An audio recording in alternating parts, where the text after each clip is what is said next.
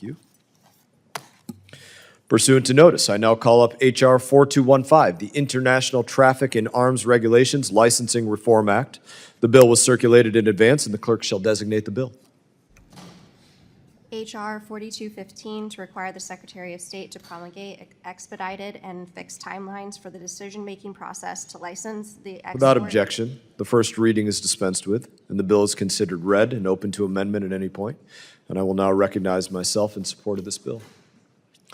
America's foreign defense sales programs are known for slow timelines and an opaque process, unfortunately. There is often little clarity about how different foreign partners are prioritized, which can lead to frustration and confusion from allies as they seek to procure U.S. origin defense articles. The inefficiency forces our partners to consider turning to other countries to source their capabilities. The direct commercial sales process presents a quicker, more straightforward pathway for our allies and partners to purchase U.S. technology. The U.S. authorized over $200 billion in DCS sales in FY 2024, a significant increase from 2023, and over $80 billion more than FMS sales. These numbers show that DCS is the future of arms sales process. But more needs to be done to streamline DCS to ensure the U.S. can remain the partner of choice for foreign origin defense technology.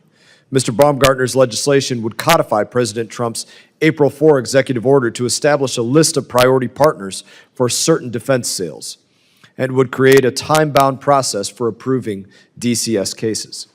This will increase speed and efficiency in the DCS process and ensure our partners and allies are able to continue procuring U.S. origin defense equipment in a timely manner. Do any other members seek recognition? Ranking Member Meeks. Thank you, Mr. Chairman. H.R. 4215 seeks to improve the processing of direct commercial sales of defense articles to our allies and partners. And while I have disagreements with the Trump administration and my colleagues on the other side of the aisle regarding how the United States should pursue and better administer security assistance as only one component of our foreign policy, I do agree Congress should take the steps to support our allies and partners getting defense articles they need in a timely manner. This bill will institute clearer timeframes for the licensing decisions made by the State Department for direct sales of defense items by private firms to foreign buyers. While large systems like aircraft, ships, tanks, and missiles are principally provided via the Foreign Military Sales, or FMS, process, a number of important items such as small arms, vehicles, radars, and other equipment are transferred via direct commercial sales. These items are often vital to our partners and allies to replenish their military stocks and defensive capabilities. While the vast majority of such proposals for export sale are processed and licensed in the expeditious manner, foreign partners often seek greater speed and clarity regarding the process. This bill simply institutes reasonable timeframes of up to 60 days for a licensing decision to be made. This does not preordain an outcome. The State Department can still either return such licenses for adjustment or modification or reject the requested license outright. These are options available now and will still be under this bill. Importantly, the bill also does not alter or undermine congressional oversight over direct commercial sales. While I have numerous concerns with other areas of arms sales and security assistance policies of this administration, including President Trump's executive order on arms sales, I support efforts to provide our allies and partners with improved timeliness and processing for defense articles they need for our shared national security goals. And with that, Mr. Chairman, I yield back the balance of my time. Ranking Member yields. Representative Self is recognized. Thank you, Mr. Chairman. I certainly applaud the efforts of my colleague, Mr. Baumgartner, and I certainly support this bill, but this is only one of many actions we need to take for the U.S.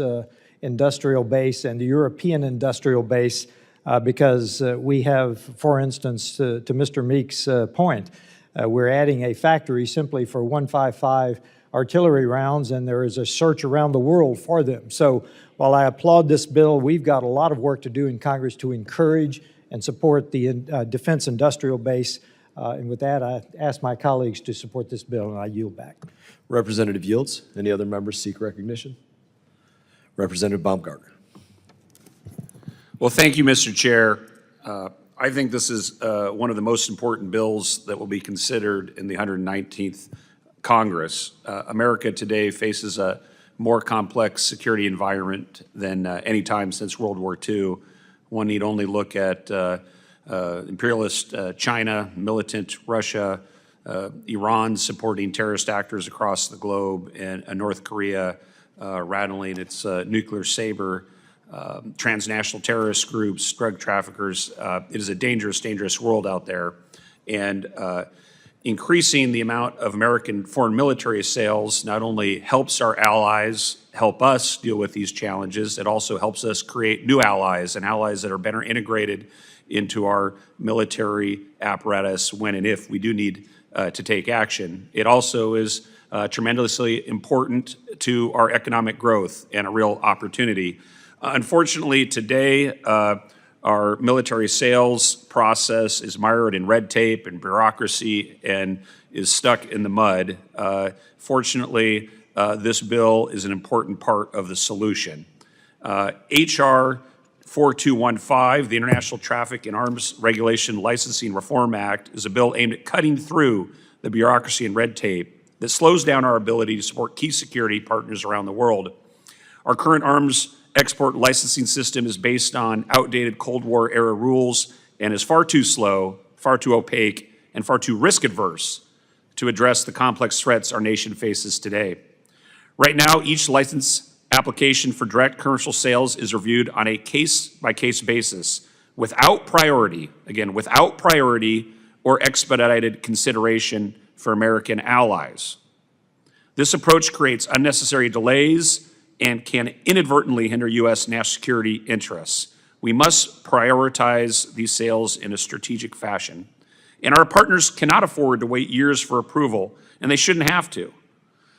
My bill would address this very issue by setting strict timelines for licensing decisions and prioritizing applications that involve key partners and allies, all while strengthening our defense industrial base, an issue which Congressman Self just spoke very eloquently to. I want to especially thank Congressman Zinke for his leadership and for our Arms Sales Task Force for driving this bill forward. It demonstrates to our allies that the United States will have their back, not just in the world, not just in word, but in action. Let's make America and the world safer, and let's make our economy stronger. I urge my colleagues to support H.R. 4215 and support this critical step towards a faster, more reliable arms sale transfer process. Thank you, Mr. Chair, and I yield back. Is there any further discussion? There being no further discussion of the bill, the committee will move to consideration of amendments. Does any member wish to offer an amendment? There being no amendments, I move that the committee report H.R. 4215 to the House with a favorable recommendation. All those in favor signify by saying aye. Aye. All those opposed signify by saying no.